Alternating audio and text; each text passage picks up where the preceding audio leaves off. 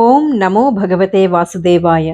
ఇంతవరకు మనం భగవద్గీతలోని 9 అధ్యాయాలను సంపూర్ణంగా చెప్పేసుకున్నాం. ఇక ఈ రోజు నుండి 10వ అధ్యాయాన్ని మొదలు పెట్టబోతున్నాం. 9వ అధ్యాయంలో మనం భక్తి శాస్త్రం గురించి, భగవంతుని వైభవాల గురించి తెలుసుకున్నాం. ఈ 10వ అధ్యాయంలో భగవంతుని అనేకమైన మహిమల గురించి శ్రీకృష్ణ పరమాత్మ వివరిస్తారు. విభూతి అంటే మహిమ అని అర్థం. అందుకే ఈ అధ్యాయానికి విభూతి యోగం అని పేరు వచ్చింది.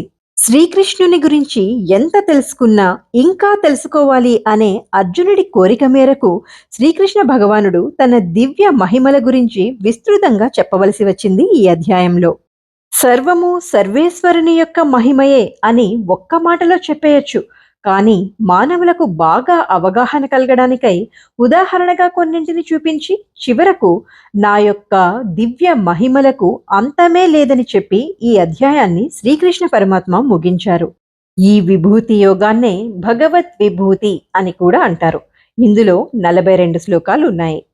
ఈ రోజు వీడియోలో మనం 1 నుండి 6 శ్లోకాలు వాటి భావాలను చెప్పుకుంటున్నాం. ఇందులో 2, 6 శ్లోకాలు ముఖ్యమైన శ్లోకాలుగా చెప్పబడ్డాయి. ఇక ఆలస్యం చేయకుండా మొదటి శ్లోకంలోకి వెళ్ళిపోదాం. ఓం శ్రీకృష్ణ పరమాత్మనే నమః. హరే కృష్ణ కృష్ణ కృష్ణ హరే హరే. జై శ్రీకృష్ణ.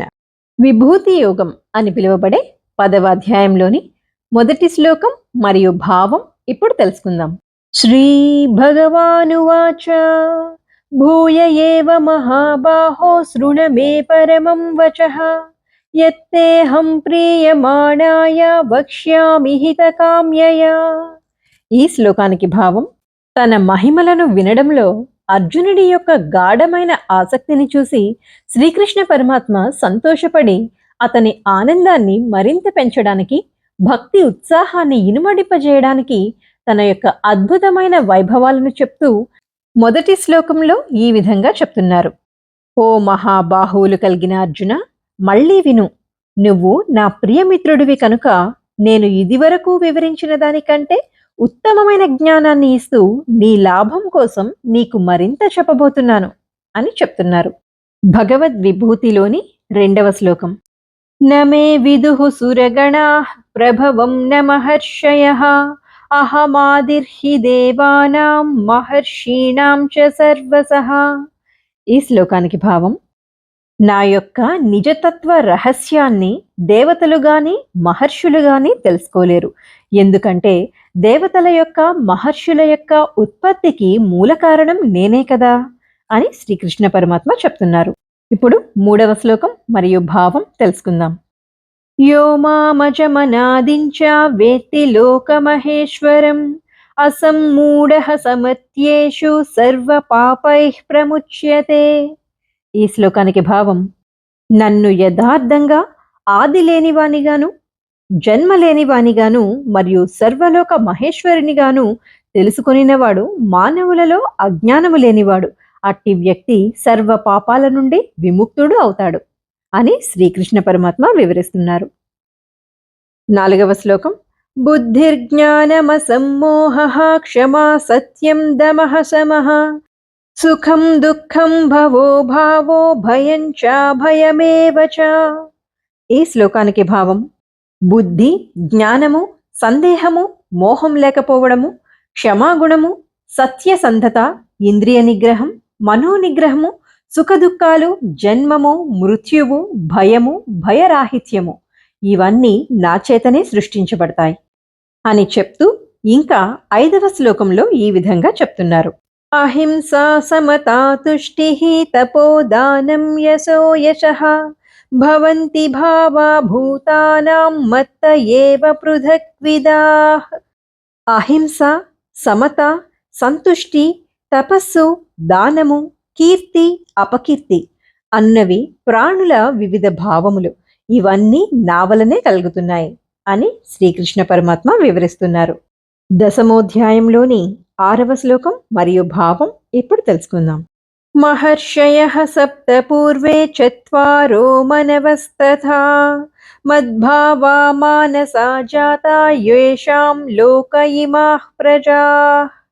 ఈ శ్లోకానికి భావం, లోకం నందు గల ఈ ప్రజానీకమంతా ఎవరి సంతానమో ఆ పూర్వీకులైన నలుగురు మహామునులు, సప్త ఋషులు, వారికి ముందు ఇతర నలుగురు మహర్షులు నా మనస్సు నుండి జన్మించి నా నుండే వచ్చారు. వివిధ లోకాలలో నిండినట్టి జీవులందరూ వారి నుండి జన్మించిన వారే అంటూ శ్రీకృష్ణుల వారు వివరిస్తున్నారు. ఇప్పుడు మనం 10వ అధ్యాయంలోని 6 శ్లోకాలు వాటి భావాలు తెలుసుకున్నాం కదా. వీటికి కొంచెం విపులంగా వివరణ ఇప్పుడు మరొక్కసారి చూద్దాం. తన మహిమలను వినడంలో అర్జునుడి యొక్క గాఢమైన ఆసక్తిని చూసి శ్రీకృష్ణ పరమాత్మ సంతోషపడి అతని ఆనందాన్ని మరింత పెంచడానికి, భక్తి ఉత్సాహాన్ని ఇనుమడింపజేయడానికి తన యొక్క అద్భుతమైన వైభవాలను ఈ విధంగా చెప్తున్నారు. ఓ మహాబాహువులు కలిగిన అర్జున, మళ్ళీ విను. నీవు నా ప్రియమిత్రుడివి కనుక ఇదివరకు వివరించిన దానికంటే ఉత్తమమైన జ్ఞానాన్ని ఇస్తూ నీ లాభం కోసం నీకు మరింత చెప్పబోతున్నాను. ఈ సృష్టిలో ఎవరికీ ఏదీ స్పష్టంగా తెలీదు. ఈ విశ్వం ఎలా పుట్టిందో ఎవరికీ తెలీదు. దేవతలకు గాని మహర్షులకు గాని నా ఆరంభము మరియు మహిమల గురించి తెలియదు. ఎందుకంటే అన్ని విధాలుగా నేనే దేవతలకు మహర్షులకు మూలమును.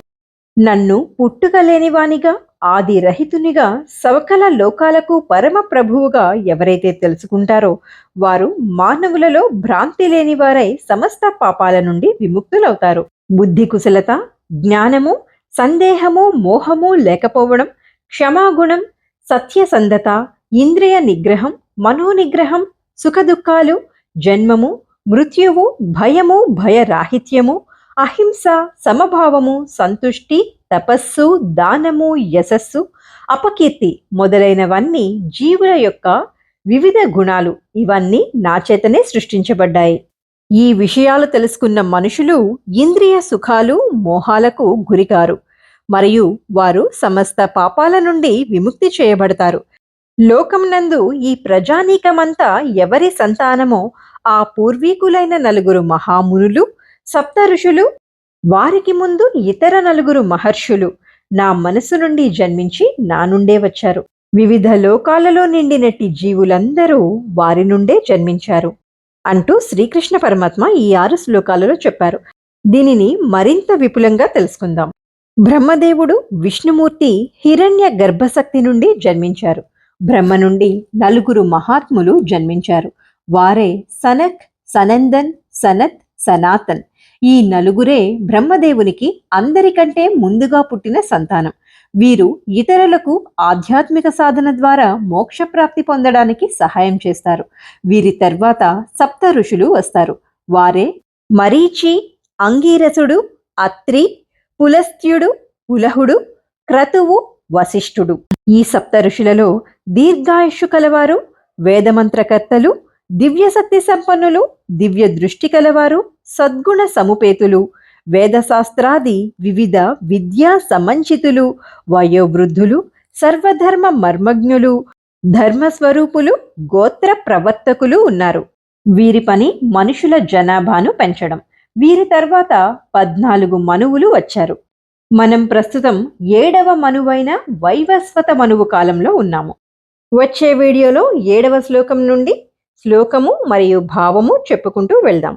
9వ అధ్యాయాన్ని ఎవరైనా వినాలనుకుంటే డిస్క్రిప్షన్లోను మరియు కమెంట్స్లోను లింక్ పెడుతున్నాను. ఈ వీడియో మీకు నచ్చినట్లయితే ఒక లైక్ ఇచ్చి ప్రోత్సహించండి. మీ అభిప్రాయాన్ని కమెంట్ రూపంలో తెలియజేయండి. పక్కనే ఉన్న బెల్ ఐకాన్ని ప్రెస్ చేసి ఆల్ ఆప్షన్ను సెలెక్ట్ చేసుకోవడం ద్వారా నేను పెట్టిన వీడియోని వెంటనే చూడగలరు. ధన్యవాదాలు. హరే కృష్ణ కృష్ణ కృష్ణ హరే హరే. జై శ్రీకృష్ణ.